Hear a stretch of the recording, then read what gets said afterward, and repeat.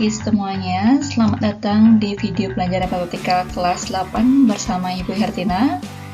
Kali ini kita akan bahas materi terakhir bab 5 kelas 8 semester 2, yaitu tentang peluang. Nah, sebelum kita membahas materi lebih lanjut mengenai peluang, mari kita simak dulu pengertian apa sih itu peluang dan bagaimana manfaat dari belajar peluang dalam kehidupan sehari-hari. Baik, yang pertama kita akan bahas dulu pengertian apa itu peluang. Ya, tanpa kita sadari dalam kehidupan sehari-hari kita sebenarnya sedang belajar mengenai peluang, ya, kemungkinan. Nah, contohnya saja dalam pergelaran door prize atau undian, ya. Nah, tahukah kalian bahwa jika peluang seorang peserta mendapatkan undian itu dapat diprediksi secara sistematis atau secara matematika?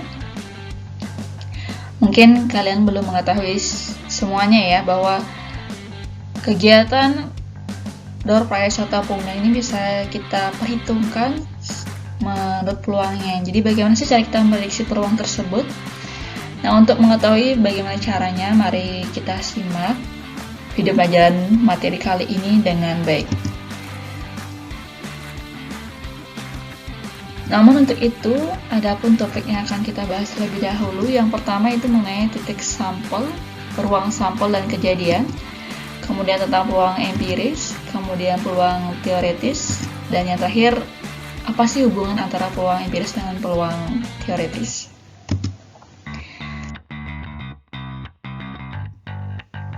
Baik, yang pertama kita akan bahas mengenai titik sampel, ruang sampel, dan kejadian.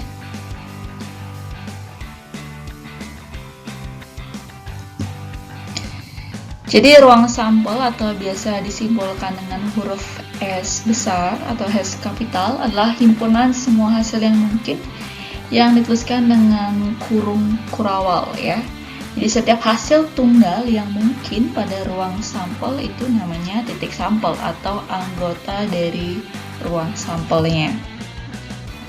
Sedangkan untuk kejadian itu merupakan suatu bagian dari ruang sampel S.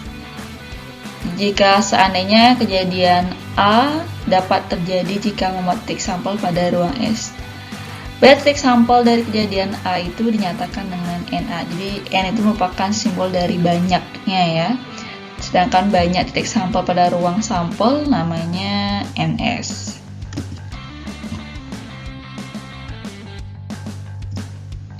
Nah, contohnya, misalkan perhatikan ruang sampel pada pelemparan sebuah logam, ya. Jadi kalau kita perhatikan ruang logam itu hanya terdiri dari dua sisi, yaitu sisi angka dan sisi gambar, ya.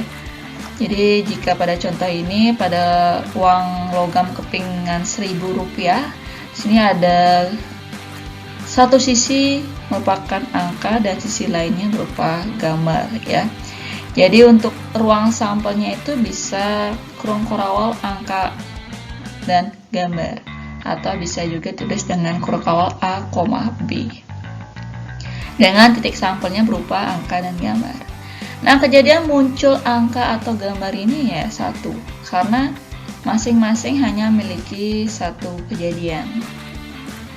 Kemudian contoh lain, misalkan ruang sampel pada pelemparan sebuah dadu. Nah, kalian ketahui ya bahwa dadu ini memiliki 6 sisi, yang dimana masing-masing sisi ini memiliki penomoran 1 sampai 6. Jadi ruang sampelnya ya kurung kurawal atau anggota 1 sampai 6, sedangkan titik sampelnya angka 1 sampai 6. Jadi terlihat ya perbedaannya, ya. Kalau anggotanya ada kurung kurawalnya. Nah, kalau misalkan pertanyaannya kejadian munculnya angka ganjil. Nah, kita ketahui bahwa dalam dadu itu terdapat angka 1 sampai 6, di mana 3 diantaranya merupakan angka ganjil dan 3 diantaranya merupakan angka genap. Jadi kejadian munculnya angka ganjil yaitu sebanyak 3. Sedangkan angka genap juga 3. Nanti juga mungkin ada pertanyaan seperti bilangan prima dan lain sebagainya.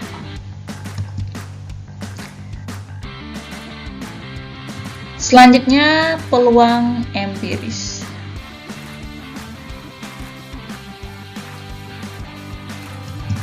Nah, jadi apa sih itu peluang empiris? Jadi peluang empiris ini merupakan perbandingan antara hasil yang terjadi dengan semua hasil yang mungkin pada sebuah percobaan. Jadi peluang empiris ini merupakan peluang yang diperoleh dari percobaan secara langsung. Untuk menentukan bagaimana peluang empirisnya itu dapat ditentukan dengan banyaknya kemunculan kejadian per banyaknya percobaan yang dilakukan. Nah, untuk lebih jelasnya, perhatikan contoh berikut ini. Yang pertama, Ahmad dan Banu melakukan tendangan penalti sebanyak 10 kali. Pelatih mencatat hasilnya dalam tabel berikut. Jadi di sini ada tabel tendangan pertama sampai tendangan ke-10, di mana di sini dijelaskan bahwa O ini artinya dia gol atau masuk, sedangkan X-nya artinya tidak masuk. Ya, jadi bisa dilihat Ahmadnya berapa kali dia bisa mencetak gol, sedangkan Banu berapa kali dia bisa mencetak gol. Nah, kemudian dari catatan itu kita bisa menentukan berapa sih peluang empiris Ahmad masukkan bola ke gawang. Jadi peluang empirisnya banyaknya bola masuk, kita bisa hitung ya berapa ada banyak bola masuk. 1, 2, 3, 4, 5, 6. Sedangkan banyaknya percobaan itu ada 10 kali mencoba ya. Jadi 6/10. Jadi peluang empirisnya 6/10. Sedangkan peluang empiris Banu masukkan bola ke gawang, jadi berapa banyak bola yang masuk? Ini Banu ada 1, 2, 3, 4, 5. 5 per banyaknya berapa kali percobaan? Ada 10 kali, berarti 5/10. Jadi peluang empiris Banu masukkan bola ke gawang 5/10. Jika nanti pertanyaannya berapa peluang empiris Ahmad tidak bisa masukkan bola ke gawang, berarti nah yang tanda silang-silang ini atau XX-nya ini. Jadi 4/10. Begitu pula dengan peluang empiris Banu yang tidak bisa masukkan bola ke gawang. Jadi nanti dilihat dulu pertanyaannya, kemudian diperhatikan berapa kali dia melakukan percobaan dan berapa kali dia berhasil, ya. Selanjutnya,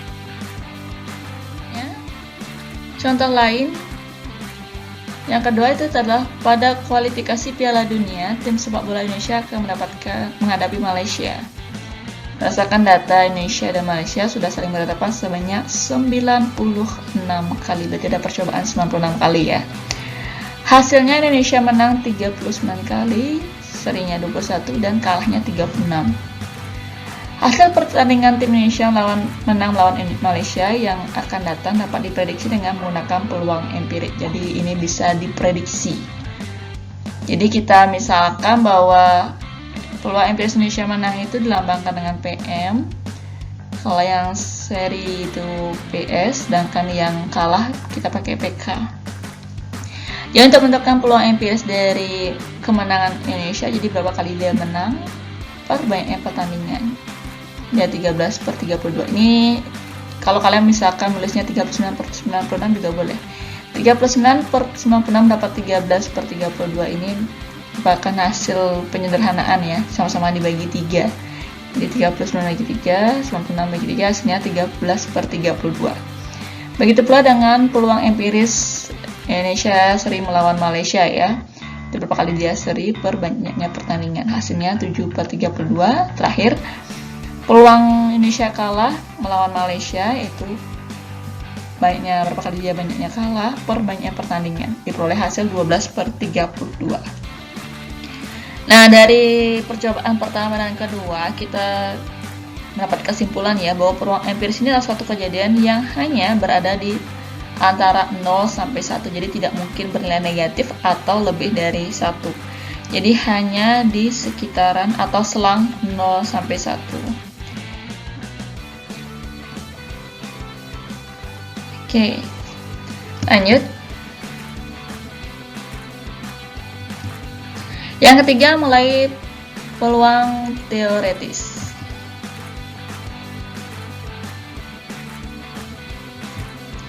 Nah, apa sih itu peluang teoretis? Peluang teoretis ini merupakan peluang. Jadi peluang teoretis ini juga bisa disebut dengan peluang saja. yaitu merupakan rasio antara banyak kejadian yang diharapkan dengan banyak kejadian yang mungkin pada suatu percobaan tunggal. Misalkan nilai peluang nyatakan dengan P. Banyaknya kejadian diharapkan nyatakan dengan NA, dan banyaknya kejadian yang mungkin nyatakan dengan ES. Sehingga peluang teoretis ini dapat dirumuskan dengan PA sama dengan NA per NS. Nah, untuk lebih jelasnya perhatikan contoh berikut ini. Misalkan pada percobaan pelambungan atau pelemparan sebuah dadu, ya, berarti satu dadu, itu peluang muncul masing-masing angka dadu.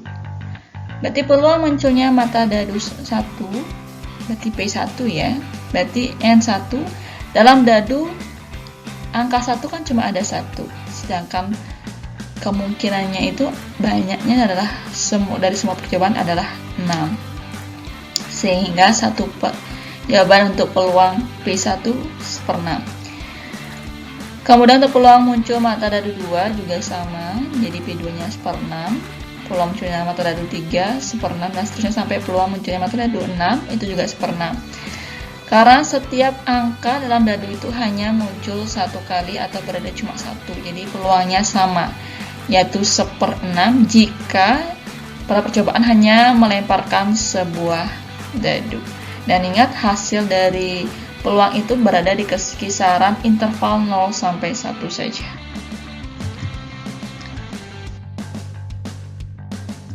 Nah, selain juga ada peluang teoritis dan empiris, ada juga namanya peluang kejadian majemuk, ya.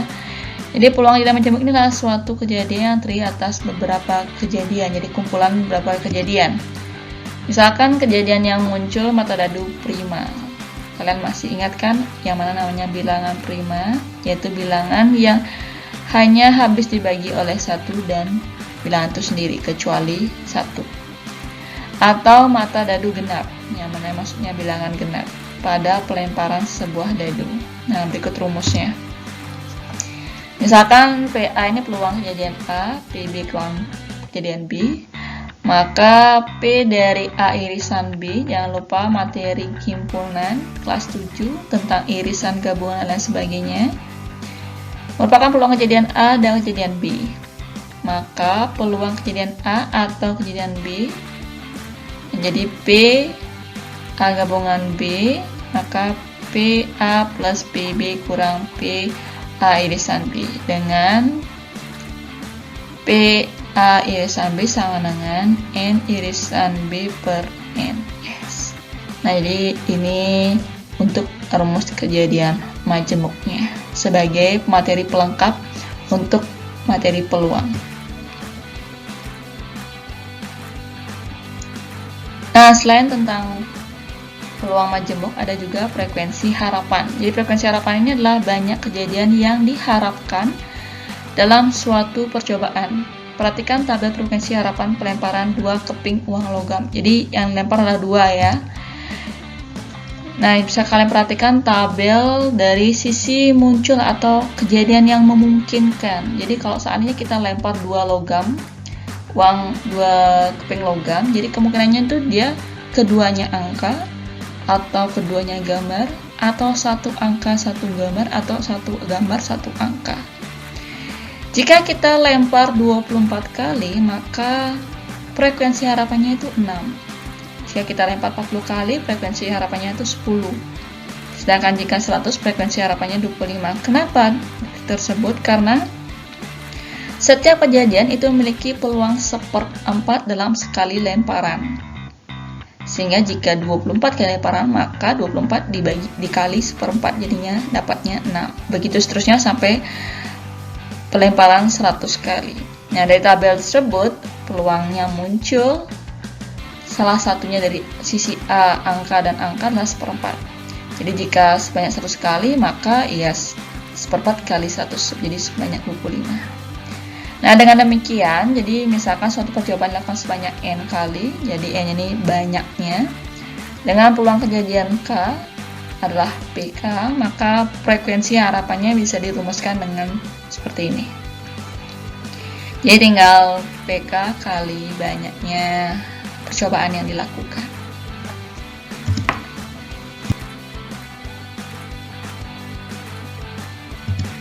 Nah, terakhir kita akan bahas mengenai hubungan antara peluang empiris dan peluang teoritis.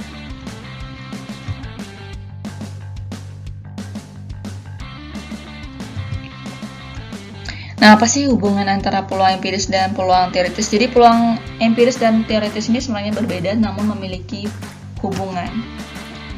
Yang pertama, menduga hasil percobaan.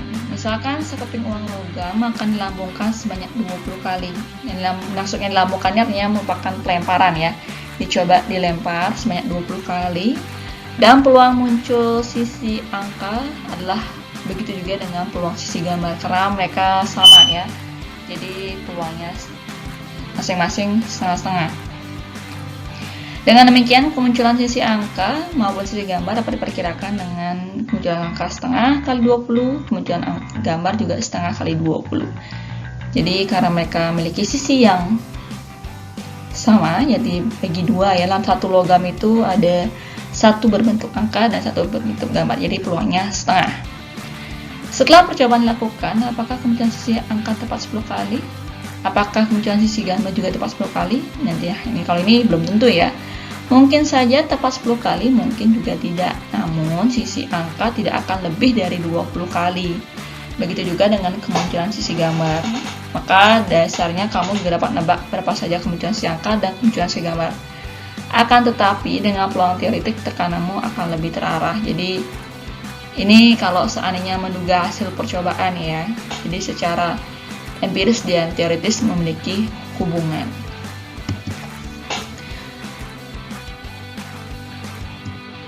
Kemudian yang kedua, jadi membandingkan hasil percobaan. Jadi misalkan sekeping uang logam dilambungkan sebanyak 24 kali. Kemudian hasilnya dicatat dalam tabel.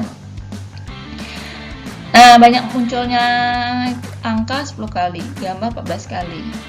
Jadi peluang empiriknya atau empirisnya itu ya 10 per 24 dan 14 per 24. Jumlahnya tetap ya, ini untuk jumlah dari percobaan 24, sedangkan peluangnya ada 1. Ternyata sisi angka tidak muncul 12 kali, melainkan 10 kali. Sisi gambar munculnya sebanyak 14 kali. Dengan demikian, peluang empirik ini diperoleh adalah 5 per 12 dan 7 per 12. Jadi hasil penyederhanaan 10 per 24 dan 14 per 24.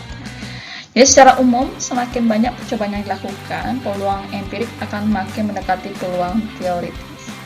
Ya, jadi konteks mendekati ini dapat berarti nilai peluang empirik ini bisa lebih dari nilai peluang teoritik maupun bisa kurang, jadi berlaku sebaliknya.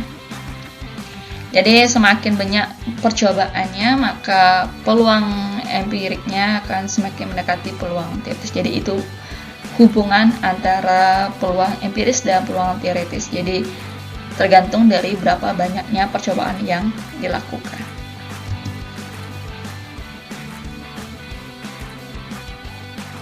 Nah, untuk aktivitas dari kegiatan pembelajaran matematika kali ini, silakan anak-anak simak video pelajaran hari ini dengan baik. Bila perlu tidak ditonton cuma sekali aja sampai kalian benar-benar memahami. Kemudian silakan catat materi pada video pelajaran secara ringkas. Cukup kalian ketahui mana saja poin-poin yang harus dicatat. Kemudian bila perlu jika memiliki waktu lebih, silakan jawab latihan soal yang ada pada buku paket kalian secara mandiri. Nanti untuk pertanyaan terkait dengan materi atau latihan soal yang belum dipahami bisa kalian ajukan saat PTM nanti. Demikian video pelajaran hari ini. Terima kasih sudah menyimak dengan baik. Tetap semangat belajar walau dari rumah. Terima kasih. Bye-bye.